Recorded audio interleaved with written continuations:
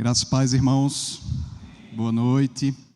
Muito feliz em estar aqui nessa noite. Estava pensando ali do lado do pastor Jamerson, tanta gente querida aqui nessa igreja. Começar dos meus professores de seminário, né? Pastor Jamerson, pastor Rony. Jamerson fazia essa oração aí pela obra missionária. E eu lembrava, né, rapidamente das aulas de missões ali do pastor Rony. E é muito gratificante, né, estar aqui nessa noite. Deixo aqui meu abraço da Igreja Congregacional da Liberdade, na igreja ali pastoreada pelo pastor Mota. Quero dizer que é uma alegria estar aqui com os irmãos nessa noite. Quando o pastor Jamerson orava, eu queria também, né, passar se vocês me permitirem, um dado. Tem um jovem da nossa igreja chamado Gabriel, ele é seminarista ali no Betel Brasileiro. E já que você orava aí por países, né, países desses já enquadrados, né, nessa classificação de perseguidos, né, que até então não eram, e esse jovem ele passava uma realidade de alguns países, né, que ele está visitando, né, pelo Betel Brasileiro nesses últimos meses, e especificamente essa semana ele está ali no país de Gales. E ele postava umas fotos para a gente. Sei que o objetivo do culto nessa noite, todo culto nós oramos, mas específico também nessa noite, eu queria que vocês incluíssem essas orações, nas orações de vocês, o país de Gales especificamente. Aquele país, né, aquele jovem postou várias fotos de várias igrejas históricas, igrejas da década de 40, da década de 50, igrejas essas que hoje são boates, igrejas essas que são centrais de velórios, igrejas essas históricas hoje que são locais de venda de peças de motos, né? Templos extremamente bonitos, mas que foram transformados em locais alheios à realidade daquilo que eles foram criados originalmente. Então isso dá uma dor no coração da gente. Então me permitam, não estava nem com essa intenção, mas quando você orava por isso, eu queria que vocês orassem por aqueles irmãos ali do país de Gales. Para vocês terem uma ideia, aquele jovem que tem um chamado para pastorear especificamente ali naquele país. Ele visitou uma igreja essa semana, alguns irmãos já frequentam essa igreja desde a década de 70, e eles nunca tiveram um pastor. E vocês são privilegiados. Aqui na igreja são 4 pastores. Imagine, irmãos, vocês são privilegiados. Vocês têm 4 pastores, enquanto tem igreja aí fora de pessoas que gostariam de ter um pastor. Então, louvem a Deus pela igreja de vocês, pelo trabalho que vocês vêm fazendo aqui. Com certeza Deus tem levantado e há de levantar muita gente boa aqui para trabalhar no seu reino, para ser usado para a glória dele acima de todas as coisas. Amém? Queria orar mais uma vez, orar para que o Senhor fale aos nossos corações. Te louvamos, meu Deus, te agradecemos pela oportunidade maravilhosa que o Senhor nos dá nessa noite, de estarmos aqui reunidos como tua família, Senhor Deus, como os teus filhos, com o objetivo, Senhor Deus, acima de todas as coisas, de louvarmos, de glorificarmos o teu santo nome. Muito obrigado, Senhor Deus, por um dia de trabalho. Muito obrigado por tudo aquilo que o Senhor proporcionou ao longo desses dias, mas muito obrigado por essa experiência que é maravilhosa. Está acima de tudo na tua presença, mas estar reunidos como congregação para celebrar o teu nome, para meditar na tua palavra, para clamar o teu santo nome, Senhor Deus. Isso é uma rica oportunidade que nós temos e nós declaramos isso com os nossos lábios nessa noite. Nesse momento, ao meditarmos na palavra, na tua palavra, que é a verdade, Senhor Deus, nós te pedimos que teu Santo Espírito prepare solo dos nossos corações, que a tua palavra seja como uma boa semente nessa noite, plantada, Senhor Deus, nesses solos férteis, solos esses que não simplesmente escutem a palavra, mas que saiam daqui com o desejo, motivado pelo Santo Espírito de Deus, de colocarmos em prática tudo aquilo que nós estivermos escutando da tua parte nessa noite. Assim nós te oramos e nós te agradecemos no nome do Senhor Jesus. Amém. Gostaria de lhe convidar a abrir sua Bíblia no livro de Jó, no capítulo 1. Livro de Jó, capítulo 1.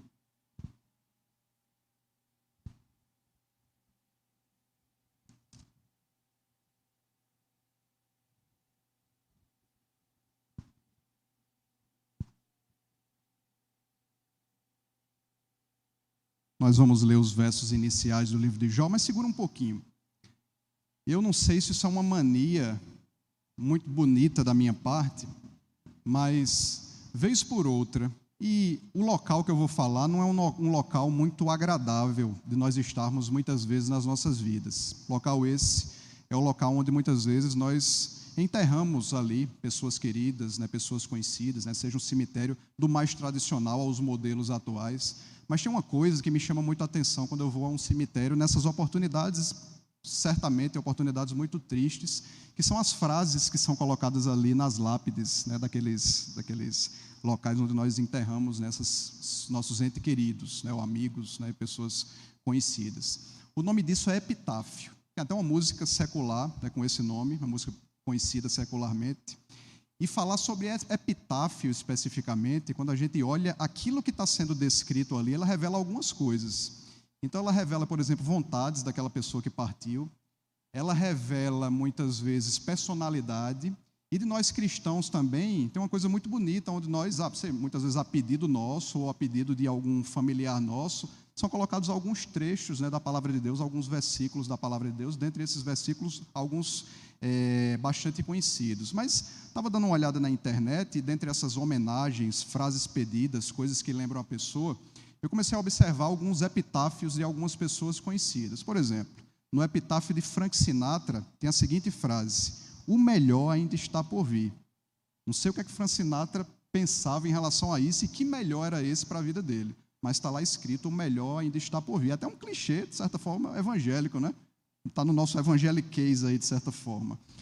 No túmulo de Isaac Newton, tem dizendo o seguinte: que os mortais se regozijem por ter existido tamanho ornamento da raça humana. Certamente alguma pessoa quis homenagear aquele grande homem, né, marcado aí ao longo da história como um grande cientista, né, um grande pensador. No de Tancredo Neves, tem o seguinte: terra minha amada, tu terás os meus ossos, o que será a última identificação do meu ser com esse rincão abençoado? E, no final, uma ironia: aqui jaz muito a contragosto. Mas nós cristãos, geralmente, ou pedimos, ou algumas das pessoas queridas nossas, vão colocar ali, ou já colocaram, né, nos nossos entes queridos ali, o seguinte texto da palavra do Senhor, que é o texto de 2 Timóteo, capítulo 4, versos 7 ao verso 8, com certeza muito bem lembrado por vários de nós. Combati o bom combate, guardei a fé. Que coisa linda, né? E como é interessante nós nos identificarmos com alguns desses jargões, quando isso é um reflexo de um padrão que seja um padrão apropriado para aquilo que nós somos verdadeiramente. Porque não tem coisa pior do que sermos cristãos e sermos identificados com alguma coisa, ou sermos rotulados com alguma coisa que, de certa forma, mancha a imagem do Evangelho. Todos nós cristãos, nós queremos sermos identificados como pessoas, se homem, ali um grande homem de Deus, se mulher, ali uma grande mulher de Deus, independente da idade, mas nós queremos ser identificados dessa forma, como um bom testemunho para as outras pessoas, né? Lá no Evangelho de Mateus, se não me engano agora, me fugiu o texto, mas se não me engano no capítulo 5, vai falar do sal, vai falar da luz, né? Se não servir para muita coisa vai ser pisoteada. A luz nós identificamos a função dela, que é iluminar trevas. E tem uma frasezinha que me chama muita atenção: para que as pessoas glorifiquem o seu Deus através do seu bom testemunho. Então essa é uma realidade, nós sermos identificados como esses padrões e esses modelos, não para a glória nossa, mas acima de tudo para a glória de Deus, acima de todas as coisas. Esse é o sentimento que nós devemos ter humildemente diante de Deus. E Jó, ele foi um modelo, já que estamos aqui destinando esse tempo para falarmos de oração e para nós falarmos de família também. Jó foi um modelo identificado como um padrão que nós podemos significativamente, né, reconhecer ali e identificar correlações que nós podemos claramente colocar em prática nas nossas vidas. Nós podemos ter Jó como modelo para um pai de família, ou para uma mãe de família, ou para um filho. Os princípios aqui, com certeza, podem ser aplicados facilmente, como pessoas que, por exemplo, são pessoas que são intercessoras dentro do seu lar. Então, não existe essa realidade, né? Eu sou jovem e tal, então está lá meu pai e minha mãe simplesmente para ser o intercessor dentro da minha casa. Não. Quantos jovens intercedem dentro das suas casas e não tem, por exemplo, a identificação ainda da salvação do seu pai e da sua mãe, ou da sua mãe, ou do seu pai e do seu irmão. Quantos jovens se levantam como verdadeiros intercessores? Então, não por Jó ser o cabeça aqui, mas nesse padrão, nesse modelo daquele que é o sacerdote do lar, mas ao mesmo tempo fica um princípio para todos nós nessa noite. Princípio esse que nós podemos, com certeza, colocarmos em prática nas nossas vidas. Então, vamos ler o texto da palavra de Deus que se encontra em Jó, no capítulo 1, do verso 1 até o verso 5, que diz assim: Havia um homem na terra de Uz, cujo nome era Jó. Esse homem era íntegro e reto, temia a Deus e se desviava do mal. Nasceram-lhe 7 filhos e 3 filhas. Tinha 7.000 ovelhas, 3.000 camelos, 500 juntas de bois e 500 jumentas. Também tinha muitíssima gente a seu serviço, de maneira que esse homem era o maior de todos os do Oriente. Os filhos dele iam às casas uns dos outros e faziam banquetes, cada um por sua vez, e mandavam convidar as suas 3 irmãs a comerem e beberem com eles. Quando se encerrava um ciclo de banquetes, Jó chamava os seus filhos e os santificava. Levantava-se de madrugada e oferecia holocaustos segundo o número de todos eles. Pois Jó pensava assim: talvez os meus filhos tenham pecado e blasfemado contra Deus em seu coração. Jó fazia isso continuamente. Certamente nós podemos afirmar, nesses primeiros versos, o caráter piedoso desse homem. É uma coisa indiscutível, Jó era um grande homem de oração. O texto é claro, o texto vai encerrar exatamente dessa forma, dizendo isso, que ele fazia isso de uma forma contínua por toda a sua família, por seus filhos. E é interessante, já que nós estamos falando aqui de um contexto de um culto de família, ele fazia isso dentro do contexto do seu lar. Então, como muitas vezes nós somos até relacionados na igreja para os cultos de oração, nós somos muitas vezes no meio da nossa família, que não é uma família que é cristã, evangélica, mas que ao mesmo tempo, em algum outro momento ali, nós estamos ali naquele meio, somos elencados para orarmos naqueles momentos ali de aniversário, de alguns momentos especiais. Geralmente nós evangélicos somos esses escolhidos. Não sei se acontece assim também com vocês, né? Parece até que a gente tem um superpoder além da conta, mas as pessoas reconhecem também a realidade da oração na vida da gente. Mas nós muitas vezes nos identificamos como essas pessoas de oração, muitas vezes num ambiente que é um ambiente externo à nossa casa. Não está errado absolutamente, mas parece que dentro da casa da gente começa a negligenciar isso também. E parece que dentro da casa da gente nós não somos identificados como esse pai de oração. Lá na igreja ele é o pastor Rodrigo, ele ora lá rotineiramente, mas ele é meu pai. Dentro da minha casa eu nunca vi meu pastor orar, meu pai orar, que é o pastor também dele, né? Então, que coisa dolorida seria isso, por exemplo, escutar isso do meu filho. Aquela irmã é aquela mulher de oração dentro da igreja, mas no contexto da sua casa, a gente não vê muitas vezes, o marido não reconhece aquela mulher como uma mulher de oração dentro da sua casa, os seus filhos não reconhecem isso. Em casa, irmãos, podem ter certeza que nós somos realmente o que nós somos. Não tem como cobrir, não tem como colocar cortina. Dentro de casa, as pessoas nos identificam verdadeiramente, tirando eu e as pessoas da minha casa. Claro, só Deus me conhece muito melhor do que eu, mas aqueles que estão ali no meu redor conhecem a essência do meu coração, conhecem a essência do meu comportamento. O meu comportamento ele é totalmente descortinado dentro da minha casa. Então nós precisamos entender, antes da gente tirar algumas lições desse texto, o contexto aqui do livro. A gente fala muito do livro de Jó, sobre Jó, é claro, é uma coisa óbvia, mas o foco do livro de Jó não é simplesmente a pessoa de Jó. O foco do livro de Jó é a pessoa de Deus, que é o Deus de Jó.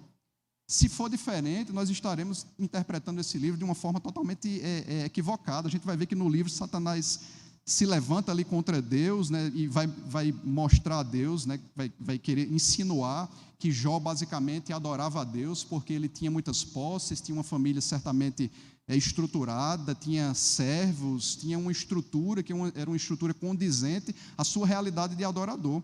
E o livro de Jó vai trazer uma realidade, de certa forma, dura para cada um de nós, mas que ao mesmo tempo é uma realidade importante. O livro de Jó é meio que um tapa na cara da teologia da prosperidade. Enquanto que a teologia da prosperidade prega uma ideia de que, uma vez crente, todas as coisas serão muito tranquilas na minha vida, eu vou declarar e tudo vai acontecer, tudo vai dar muito certo na minha vida, tudo vai dar muito bem na minha vida. É claro que aos olhos espirituais eu sei da segurança que eu tenho, mas aos olhos humanos, meus irmãos, nós sabemos que nós adoecemos, nós sabemos que nós perdemos os nossos empregos, nós sabemos que nós temos surpresas que muitas vezes o orçamento não é encaixado ao longo do mês. Nós sabemos dessas surpresas, nós sabemos de perdas, né? Quem não perdeu um ente querido ou um amigo nesse período de pandemia? Eu perdi um tio querido, um verdadeiro pai para mim, né? Um irmão que era um conselheiro da minha mãe, que minha mãe até hoje sofre com isso. Minha mãe é uma mulher crente, mas que hoje sofre piamente com aquela realidade da perda do meu tio, né? Já completou 1 ano e tantos meses agora, e minha mãe, mesmo sendo uma mulher de Deus, todas as vezes, no dia tal da morte do meu tio, minha mãe entra numa tristeza profunda. Eu não posso simplesmente julgar. Acho que foi a irmã Janeide, lá na pregação lá na igreja, ela usou uma frase até do pastor Jonas Madureira, me corrija se eu estiver errado, e ela falava sobre isso. A gente trata as nossas dores, de certa forma, como uma utopia. Parece que aquele negócio não vai doer, parece que a gente é crente assim, rapaz, deixa de besteira, vai, chora agora, mas daqui a pouco está tudo certo, e não necessariamente é assim. Então a gente traz, na verdade a palavra que você usou foi romantizar, né? Acho que a gente romantiza muitas vezes as nossas dores. Então as coisas acontecem nas nossas vidas, doem, e o livro de Jó vai mostrar isso para a gente, e ao mesmo tempo vai mostrar que enquanto há dor na nossa vida, esse livro não é simplesmente um manual de autoajuda, de fórmulas garantidas. Esse livro vai mostrar que está muito acima a realidade da adoração do que simplesmente as circunstâncias que nos acompanham. As circunstâncias não vão definir quem nós somos verdadeiramente. Quem vai definir quem nós somos verdadeiramente é o que Deus fez e faz na vida da gente. Nós somos adoradores e devemos ser adoradores, não pelas circunstâncias que sejam boas nas nossas vidas, mas independente disso. Nós somos adoradores porque nós cremos que um dia todo nosso choro será sanado, toda a nossa lágrima será enxugada, todas as nossas dores serão cessadas, todos os nossos medos passarão, todas as nossas ansiedades, a nossa depressão, porque naquele lugar haverá uma segurança, um prazer, um gozo, aí sim de gozar na eternidade. Mas enquanto eu passo esse estágio probatório aqui nesse mundo, eu passarei dificuldade. Jó vai trazer essa realidade para as nossas vidas. Isso é claro no livro de Jó. Ao mesmo tempo, diante de tudo que aconteceu na vida dele, dos 2 momentos da vida dele, ele nunca deixou de ser um verdadeiro adorador. E ele nunca deixou de ser aquele homem com o coração centrado absolutamente diante de Deus. Então, esse livro vai mostrar que, independente dessas coisas, Deus merece absolutamente o nosso louvor e a nossa adoração. Mesmo que casamento, filhos, finanças não estejam bem, a nossa realidade independe de todas essas coisas. Mesmo íntegro, mesmo um homem temente diante de Deus, Jó perde a sua família. Vocês sabem da história, e eu não vou entrar nos pormenores, mas vocês sabem do que aconteceu com a vida de Jó. Nós não estamos imunes a essas coisas. Parece que tem coisa que acontece na nossa vida, por exemplo, eu não sei, pode ser que alguém aqui nunca foi assaltado. Aí você imagina assim, parece que há uma segurança no seu coração ao ponto de você dizer assim, isso é besteira, eu nunca vou ser assaltado na minha vida. Eu nunca vou ter meu celular clonado, né? Essa semana, estava lá meu irmão um dia disse uma besteira dessa, clonaram o telefone dele essa semana. Você está vendo aí? Duvidou do negócio? A gente acha que nunca vão levar o carro da gente, a gente acha que possivelmente a gente nunca vai ter uma doença grave, a gente acha que a morte nunca vai chegar e bater na nossa porta. Parece que a gente se acha muitas vezes imune a essas coisas. Então, a essência desse livro, volto a dizer, é a adoração independente das circunstâncias. Ao mesmo tempo, dentro dessa realidade que ele viveu, que serve de exemplo para cada um de nós, Jó se mostrou um verdadeiro intercessor dentro do seu lar. E é essa a temática principal do que Deus quer falar aos nossos corações nessa noite. E é sobre esse exemplo que nós queremos tirar algumas lições. E antes, eu gostaria de voltar, né, verso a verso aqui, para a gente tirar algumas informações importantes, né, sobre o livro de Jó, nesse seu capítulo 1. No verso 1, nós vamos ver a exposição do caráter de Jó. Acompanhe aí comigo. O texto diz assim: havia um homem na terra de Uz, cujo nome era Jó. Esse homem era íntegro, reto, temia a Deus e se desviava do mal. No comentário que eu extraí algumas informações, né, sobre o texto, o autor ele vai elencar cada uma dessas qualidades. Ele vai dizer que a realidade de um homem íntegro dá uma ideia de um caráter inculpável, não que fosse uma pessoa sem pecado, mas que uma pessoa íntegra, reta, traz essa ideia de retidão, né, de firmeza diante dos seus conceitos. Ser um homem reto, retidão segundo a palavra, sempre será retidão de acordo com o caráter e de acordo com o padrão divino. Nunca a retidão bíblica será ligada a padrões seculares, a padrões mundanos. E a gente vê que existem pessoas retas no mundo, por exemplo. Eu não posso dizer que não tem pessoas retas aos olhos humanos, pessoas que, por exemplo, são ateus, que fazem até algumas obras, que são obras de caridade e obras importantes. Mas a ideia é, se dá glória a Deus, essa é a grande diferença, porque o cristão verdadeiro, ele é reto, porque ele teme a Deus, ele é reto para glorificar a Deus acima de todas as coisas. Ele era um homem temente a Deus, ou seja, ele tinha reverência a Deus, ele sabia quem era Deus. Na vida da gente, a gente precisa aprender uma realidade que é uma realidade muito importante, né, para a gente se descobrir de quem verdadeiramente a gente é. Primeiro, a gente precisa entender quem a gente é, e a gente vai entender que a gente não é muita coisa, e o apóstolo Paulo vai falar sobre isso. E, ao mesmo tempo, a gente olha para Deus, a gente vai entender quem é Deus: santo, justo, amoroso, reto, um Deus totalmente poderoso, criador de todas as coisas. Então eu me sinto muito pequeno diante dessa realidade de quem é Deus, e eu preciso entender isso, porque eu preciso me colocar no meu lugar. Deus é o todo-poderoso, o infinito, e eu sou esse serzinho finito, miserável pecador que fui alcançado pela graça. Louvado seja Ele por isso, porque se fosse procurar mérito em mim e você, não encontraria. Os méritos foram todos de Cristo, aquilo que o Filho fez na cruz do Calvário por todos nós. E ao mesmo tempo o texto fala que aquele homem se desviava do mal, ou seja, aquele homem ele virava as costas para o maligno. Tem um texto que é muito interessante. Eu sou péssimo para referências, às vezes eu lembro do texto, mas referência muitas vezes eu esqueço. Mas existe um texto da palavra de Deus que diz que o homem sensato, ele vê o mal e se esconde. Então é pé na tábua. Ele virava as costas para o mal, ele virava as costas para o maligno. E todo esse caráter aqui exposto nesses versos iniciais, ele é repetido ao longo de alguns outros versos do livro. Por exemplo, Jó, capítulo 1, verso 8, diz assim: e o Senhor disse a Satanás, a partir de agora a declaração de Deus sobre a vida de Jó. Ele diz assim: você reparou no meu servo Jó? Não há ninguém como ele na terra. Ele é um homem íntegro e reto, que teme a Deus e se desvia do mal.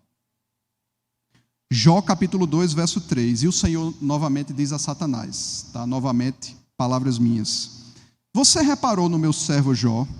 Não há ninguém como ele na terra. Ele é um homem íntegro e reto, que teme a Deus e se desvia do mal. Ele ainda conserva a sua integridade, embora você me incitasse contra ele para destruí-lo sem motivo. É Deus que está falando aquilo sobre o seu servo. E é Deus que está repetindo palavras que nós acabamos de ver. Homem reto, homem que teme a Deus, homem que se desvia do mal. Esse é o meu servo Jó, que Deus declara. Mas veja que coisa interessante. O verso 2 vai dizer que nasceram-lhe 7 filhos e 3 filhas. E ao mesmo tempo, no verso 3, vai dizer que tinha 7.000 ovelhas, 3.000 camelos, 500 juntas de bois, 500 jumentas. Também tinha muitíssima gente a seu serviço, de maneira que esse homem era o maior de todos os orientes, do Oriente. E veja, na nossa sociedade, posses e bens sempre vêm antes da família. É isso que a sociedade prega. A sociedade prega uma ideia de um modelo de família onde ou seja, até para nascer uma família hoje em dia, o negócio está complicado, porque as pessoas dizem assim: eu só posso... eu estava vendo até um vídeo do pastor Augusto de Nicodemos esses dias, e ele dizendo, né, quando ele casou, ele não está incentivando simplesmente isso, mas ele disse assim: quando eu casei, eu fui morar na garagem do meu sogro ou da minha mãe, uma coisa assim, foi morar na garagem da família. E hoje eu sou muito feliz com minha esposa, né? Nós construímos, nós conquistamos algumas coisas materiais das nossas vidas. Jovens hoje, para casar, o negócio está difícil. O camarada tem 10 anos e até, não sei se ele mesmo, foi um outro vídeo que eu vi também, estou dizendo assim: você 10 anos juntos, 15 anos juntos, será que você consegue resistir esse tempo todinho sem estar pecando? Sem estar desagradando a Deus no seu relacionamento de namoro ou de noivado? Será que a gente aguenta? Não sei se eu aguentaria. Ainda bem que eu casei logo, então resolvi logo minha questão lá, casei logo com minha mulher, então... E sou muito feliz hoje, graças a Deus, por isso. Tenho 2 filhos, né, construímos uma família e somos abençoados porque cremos num Deus que é o cabeça da nossa casa, que é o alicerce do nosso lar. Então, isso é que é maravilhoso para uma família cristã. Mas as pessoas hoje buscam segurança, porque se nós fôssemos escrever esse texto, nós escreveríamos o verso 3 na frente do verso 2. Parece uma coisa imperceptível, irmãos. mas é uma coisa que pode passar imperceptível para a gente, mas é importante. No verso 2, inicia falando de família, e só depois vem bens. O texto não vai criticar os bens que a gente possa ter. O texto não vai criticar uma casa que você pode ter. O texto não vai criticar um carro que você pode ter. Mas, ao mesmo tempo, o texto elenca a realidade de vida do que é mais importante para as nossas vidas. Por mais que não seja explícito, mas está meio que implícito isso no texto. Nasceram-lhe a família. Primeiro ele organizou a família e, ao mesmo tempo, depois ele vai falar dos bens. Ou seja, o texto vai relevar aquilo que é mais importante, em primeiro lugar, a nossa família. Se Deus acrescenta as outras coisas, amém. Se não acrescenta, o suficiente ele vai dar para as nossas vidas. Eu creio dessa forma. E é bíblico isso. É bíblico isso. A maior riqueza na vida daquele homem, meus irmãos, podem ter certeza, a maior riqueza da vida dele era a sua família. E eu digo isso sem medo de ser feliz nessa noite, e sem medo de errar. A maior riqueza, é claro, depois de Deus na nossa vida, depois da sua graça na nossa vida, a maior riqueza que nós podemos ter é a nossa família, meus irmãos. Nossa família deve ser o nosso porto seguro. Se não é e alguma coisa está errada, está diante de nós o Deus que pode transformar as nossas realidades. O Deus que cura, o Deus que faz milagres, o Deus que opera coisas tão simples, o Deus que fez o maior milagre, que foi o milagre da salvação, que não poderia, por exemplo, resolver as situações que são situações difíceis que acontecem muitas vezes dentro da nossa casa, a rebeldia do filho, o desamor de um cônjuge para o outro, a traição, a rebeldia de ambos os lados, a mentira de alguns dos lados dentro desse relacionamento dentro da nossa casa. Então, aqui é apresentado o resultado na família de Jó, de um homem que orava pela sua família. E veja que nós vamos passar alguns passos. Veja que havia celebração no meio daquele povo. Verso 4 e verso 5. Os filhos dele iam às casas uns dos outros e faziam banquetes, cada um por sua vez, e mandavam convidar as suas 3 irmãs a comerem e beberem com eles. Quando se encerrava um ciclo de banquetes, Jó chamava os seus filhos e os santificava. Levantava-se de madrugada, oferecia holocausto segundo o número de todos eles, pois Jó pensava assim: talvez os meus filhos tenham pecado e blasfemado contra Deus em seu coração. Jó fazia isso continuamente. Para haver aquela celebração dentro daquelas casas, é porque existia uma harmonia dentro daquelas casas. Então o texto diz assim: seus filhos iam às casas uns dos outros e faziam banquetes. Meu irmão, ele casou, está com 1 ano e um pouquinho de casado. Irmãos, sem hipocrisia nenhuma, eu tenho uma alegria imensa de ir na casa do meu irmão. Eles ainda não têm filhos, a gente já está pressionando lá para saber quando vem. Ainda estão novinhos ali, mas também não posso desmentir aquilo que eu falei lá atrás, né? Mas dizer assim, precisa ter organização, tal, então tenha logo um menino aí e tal, então desfrutem dessa bênção que é ter filho também, né? Encher a sua casa com alegria, dar alegria para os avós, né? Que eu tenho certeza que tem, dos avós ficarem babando ali, aquela coisa toda, né? De estar estragando o menino, né? Mas tem uns limites. Mas é uma maravilha a gente poder desfrutar, por exemplo, dessa alegria que é de viver em família. Um ambiente de família deve ser um ambiente de alegria, deve ser um ambiente de contemplação, acima de tudo, do que Deus pode fazer na vida de pessoas simples. A gente muitas vezes fica muito impactado com grandes coisas que Deus faz, e realmente é para a gente ficar, mas parece muitas vezes, até me escutei essa frase recentemente, nós deixamos de glorificar a Deus no ordinário, que são as coisas mais simples do dia a dia. Tem coisa mais bela do que você sentar à mesa ali com sua família, desfrutar daquilo que é Deus que está trazendo manutenção ali para dentro da sua casa. O pão de cada dia, Ele não prometeu outras coisas, não prometeu caviar, não prometeu camarão, mas Ele prometeu que nós seríamos saciados diante das nossas necessidades diárias. Tem coisa mais maravilhosa do que você contemplar isso, tem coisa mais maravilhosa do que você contemplar um pequenininho que daqui a pouco está aprendendo os primeiros versículos e daqui a pouco está falando de Deus para os colegas, por exemplo, da escola. Tem coisa mais maravilhosa de você contemplar um irmão, uma irmã casando aos pés de Cristo, fazendo tudo direitinho, tudo certinho ali, formando uma nova família. Tem coisa mais maravilhosa do que você contemplar amor de avós. Tem coisa mais maravilhosa do que esse relacionamento, que é esse relacionamento estabelecido pelo próprio Deus. Lá na nossa igreja nós temos uma máxima, quem conhece, né, nós temos um trabalho, né, de encontro de casais lá, inclusive vamos realizar mais um, agora depois do período de pandemia, agora nesse final de semana. Nós temos uma máxima: família é a expressão do amor de Deus. A sua família é uma expressão desse amor na sua vida. Que coisa maravilhosa. Quando Deus dá a esposa, Ele está expressando o seu amor por você, abençoando você.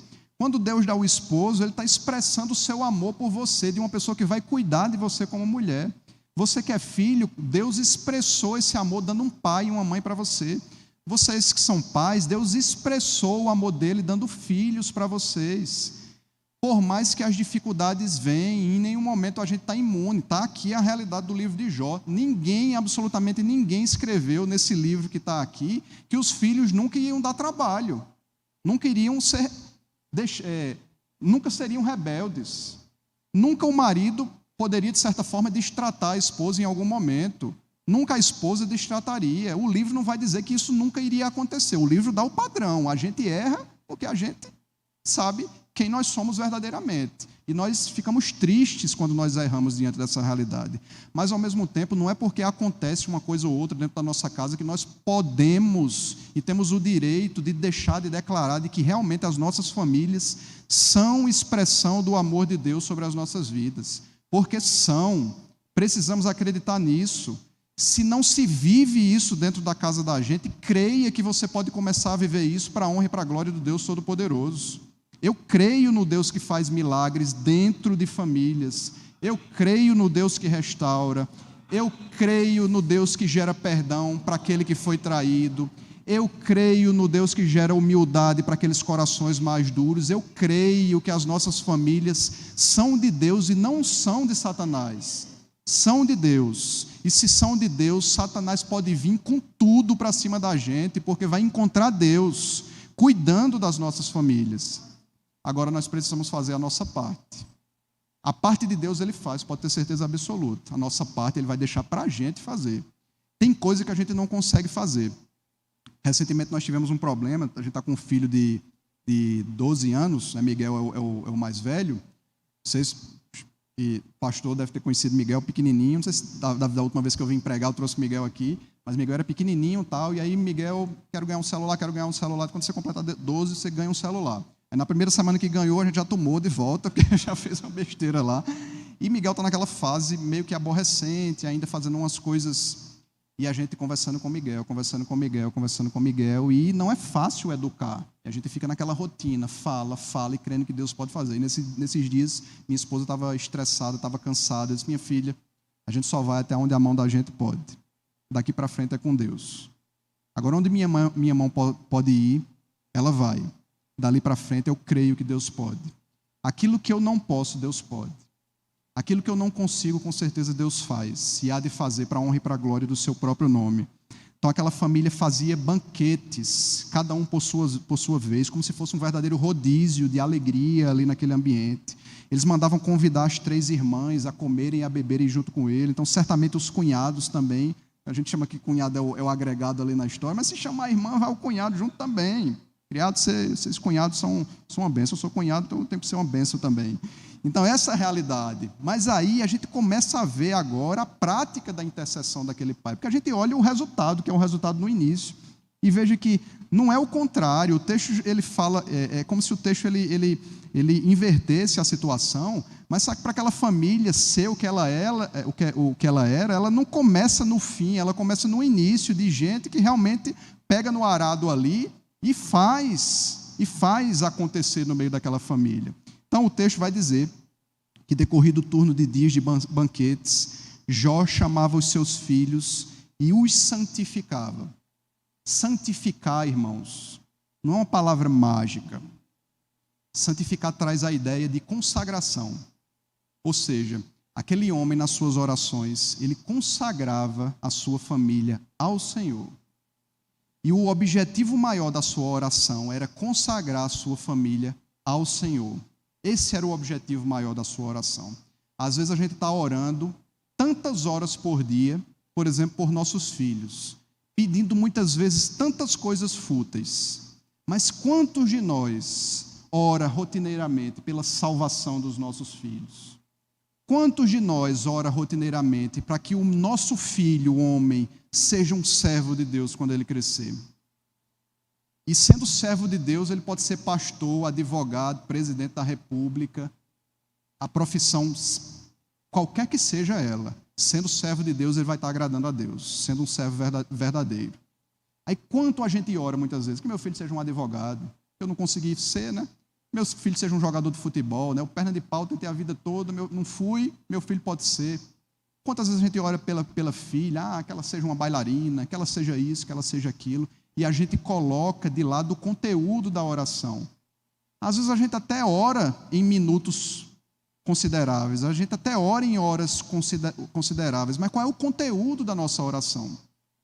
O conteúdo da oração de Jó era um conteúdo de consagração, ele constantemente consagrava a sua família e todos os seus. Então é o que é mais importante, meus irmãos. Será que é mais importante simplesmente a carreira dos nossos filhos? Será que é mais importante simplesmente aquela casa que você quer trocar? Será que é mais importante simplesmente aquele carro que você quer trocar? Será que são os títulos? Nada disso é problemático, contanto que não seja invertida a polaridade do que é mais importante. O que é mais importante é o que eles serão para Deus, o que nós somos para Deus, e não as coisas que virão desse mundo para a gente, mas o que nós somos verdadeiramente para Deus. Então, a ideia de consagração, Jó se preocupava com a vida espiritual dos seus filhos. Um dia desse também, corrigindo o rumo ali da nossa educação, a gente se pegou em um momento, por exemplo, colocando Miguel no inglês, e ele adora futebol, é doido por futebol, então colocando Miguel no futebol também. Daqui a pouco a gente viu, está errado isso aqui. Miguel está virando um ativista aqui, por exemplo, a gente não está tendo tempo suficiente de ensinar Miguel nos caminhos. Então vamos reordenar o rumo aqui, vamos reordenar a vela aqui, porque está errado o caminhar para a educação do nosso filho. Deus dá essa oportunidade, o Espírito Santo fala ao nosso coração, você está errado, reordena as coisas da vida, reorganiza as coisas da vida. É isso que é ser cristão, é entender que a gente erra também. Quem não erra? Perguntar para os pais mais experientes aqui, você errou ao longo da sua caminhada com seu filho? Com certeza vai dizer, errei. Mas, ao mesmo tempo, se eu perguntar também para um pai e uma mãe verdadeiramente cristãos, no erro você procurou se corrigir, foi humilde? Fui. Porque Deus fala, e se Deus fala, a gente cumpre, e a gente reordena. Então, essa preocupação era a principal da vida de Jó, a preocupação com a vida espiritual dos seus filhos. Ao mesmo tempo, o texto ainda vai dizer, ele levantava-se de madrugada e oferecia holocausto segundo o número de todos eles.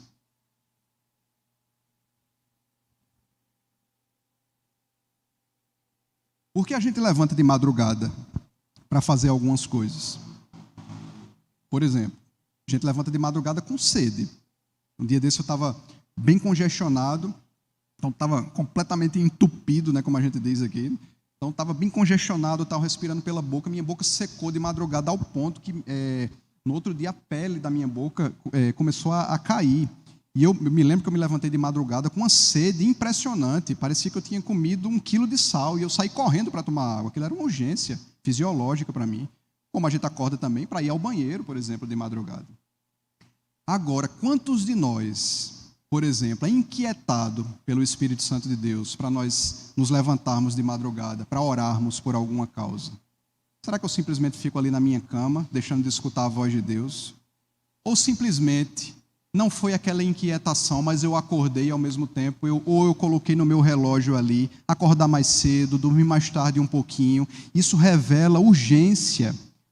Quando a gente diz que uma pessoa se levanta de madrugada para fazer alguma coisa, isso revela urgência no seu coração, revela a importância que ela dá diante de uma realidade, revela a importância que ela dá e revela o centro verdadeiramente do seu coração. Ele tinha alegria, ele tinha desprendimento no ato de fazer aquilo. Então nada valia mais do que a alma dos seus filhos, nada vale nesse mundo. É claro, das realidades que eu já falei, da presença de Deus, do presente que Deus é nas nossas vidas, da salvação, mas nas coisas desse mundo, para nós elencarmos, já que o texto vai falar que ele tinha bens, mas ele tinha família também, ele não orava pelos bens, ele orava pela sua família, então nada mais valia para a vida daquele homem que não fosse os seus filhos, que não fosse a sua família. E o texto continua dizendo, pois dizia, Talvez tenha pecado os meus filhos e blasfemado contra Deus em seu coração. Ali é o foco do pai pastor. Ali é o foco de nós pais que devemos ser, independente de ter sido consagrado a um pastor, falando ministerialmente, mas nós pais, sacerdotes dos nossos lares, nesse modelo que eu estou falando aqui de modelo padrão, eu sei que algumas famílias existe só a mãe, eu não fujo dessa realidade, mas no padrão bíblico de ter um pai como sacerdote dentro da sua casa, ali era o foco desse pai pastor que olhava para o coração dos seus filhos, que se preocupava com o coração dos seus filhos, não simplesmente com o externo da vida deles. E o texto confirma tudo isso dizendo que Jó fazia aquilo continuamente. Então Jó fazia aquilo todos os dias, ele não baixava a guarda diante daquela realidade. Todos os dias ele orava e consagrava a família dele diante de Deus. Ou seja, ele tinha um hábito. A gente diz assim, eu não costumo orar rotineiramente, mas a gente começa a ter hábitos. Por exemplo, estava conversando com o pastor James, e ele vai começar a voltar a correr, né, que ele já me afirmou, né? Então, ele disse que precisava, tá? Eu estava dizendo para ele, rapaz, eu corro com uma planilha, porque se eu não tiver uma planilha, aquilo tem que ser uma obrigação para mim, porque não diga que é uma mil maravilhas levantar 6 horas da manhã para sair no frio de Campina Grande para correr no meio da rua, que não é uma coisa legal. Mas eu tenho minha meta ali, eu sou hipertenso, descobri uma arritmia recentemente, eu tenho que fazer atividade física, descobri na corrida. Saio ali ao ar livre, pensando em minhas coisas, meditando nas minhas coisas, e estou ali correndo. No início era uma obrigação, depois virou um hábito. Pode ser que mudar esse estilo de vida, de começar a ser um intercessor, começar a ser um adorador, pode ser que no início seja uma coisa que comece a doer um pouquinho na sua rotina. Mas vai virar hábito, daqui a pouco uma coisa que era pesarosa vai virar um prazer na sua vida, vai ser um prazer orar por sua família, vai ser um prazer orar por seus filhos, por sua esposa, por seu esposo, que assim seja nas nossas vidas. Mas a ideia é comece, meus irmãos, comecemos a fazer isso. Não fiquemos estagnados como nós estamos, porque Satanás não para.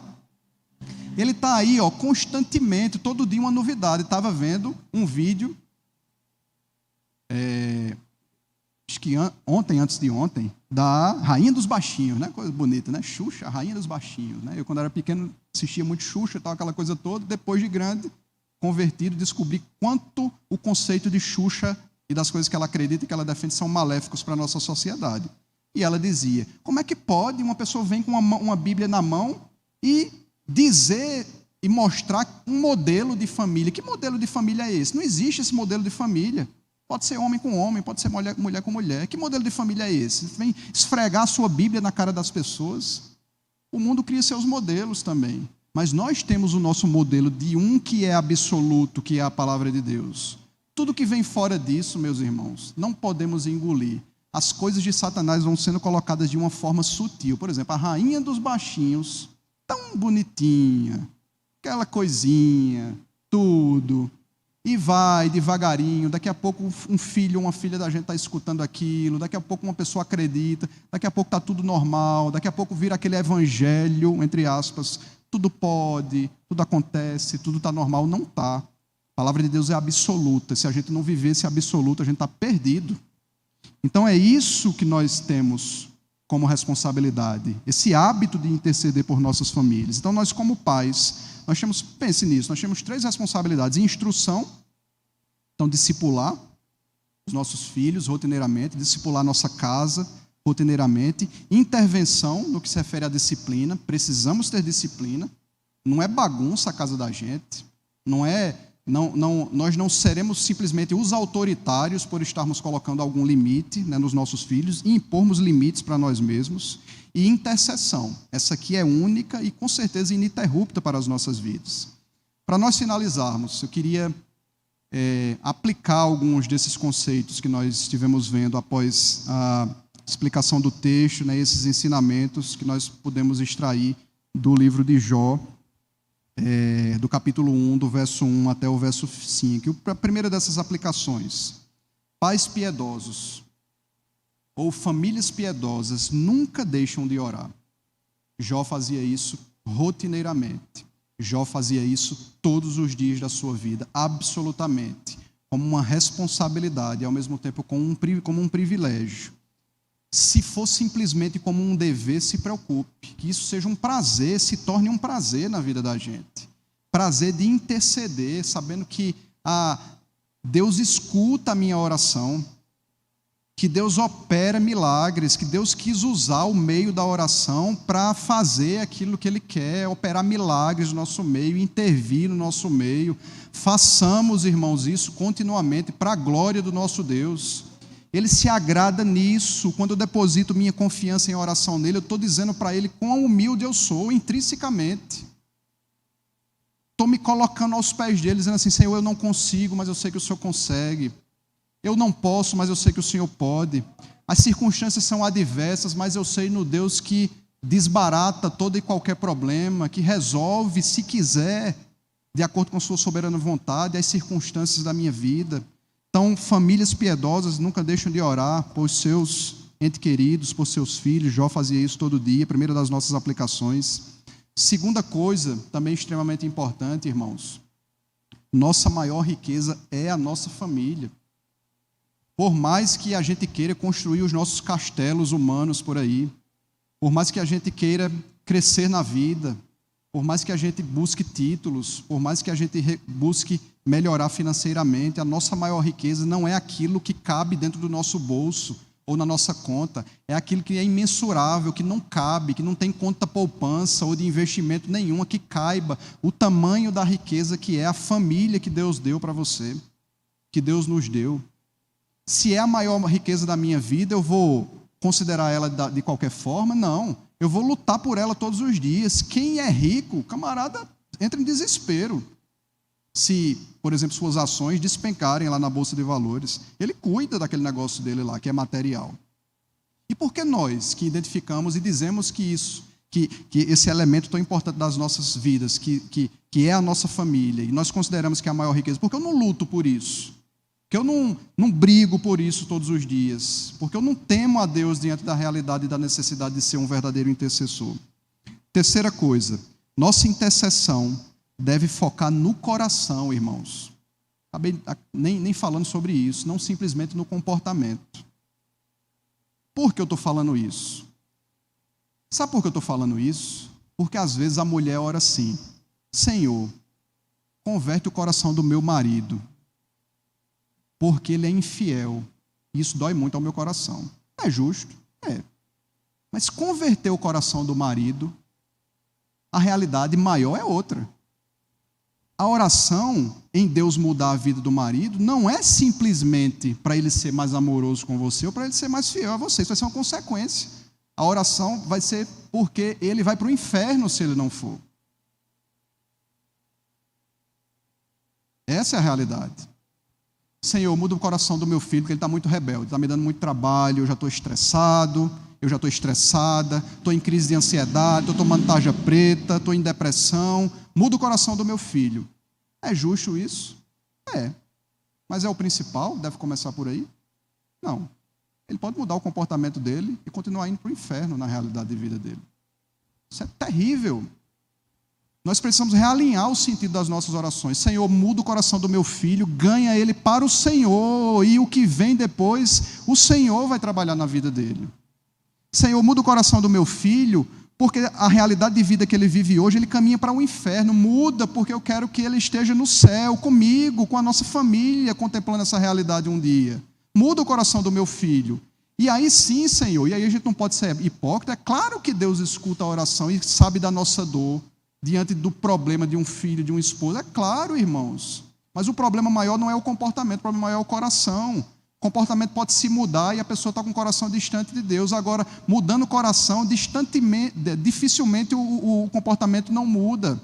Mudando o coração, certamente o comportamento vai mudar. Então, que nós oremos assim: Senhor, muda o coração das pessoas, das nossas famílias, da minha família. Muda o coração do esposo, da esposa, dos filhos, dos pais. Muda, Senhor. Então, nossa intercessão deve focar no coração. Jó se preocupava com os possíveis pecados daqueles filhos. Então, essa é uma grande lição para cada um de nós nessa noite. Penúltima lição: nosso lar deve ser um ambiente de alegria.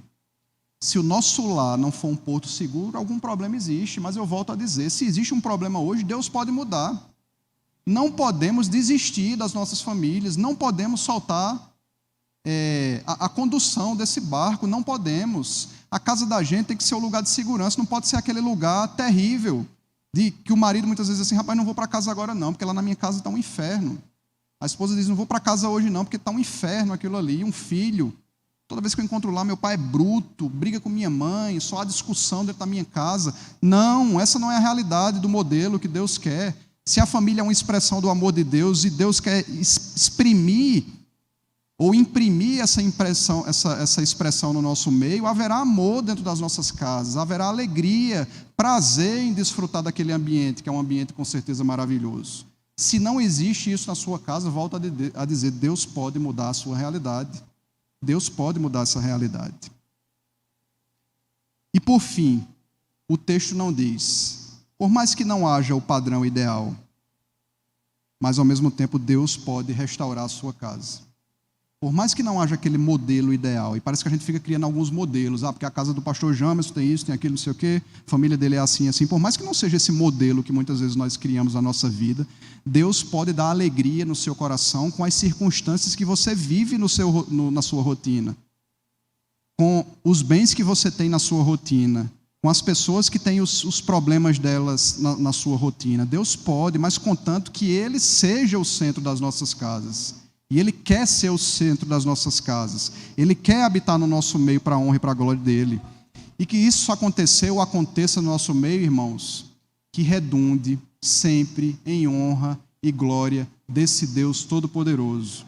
Porque se depender só da gente, as coisas não vão bem na nossa vida.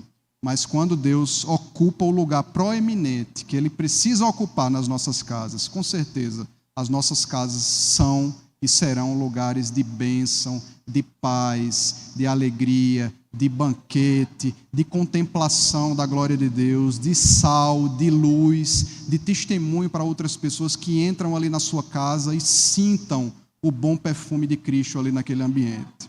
Não simplesmente os aromatizantes do dia a dia, mas o bom perfume de Cristo sendo exalado ali no meio da sua casa. Que Deus nos abençoe, que nós possamos tomar esses exemplos, o exemplo da vida de Jó, humildemente, colocarmos em prática para a honra e para a glória dele. Amém, irmãos?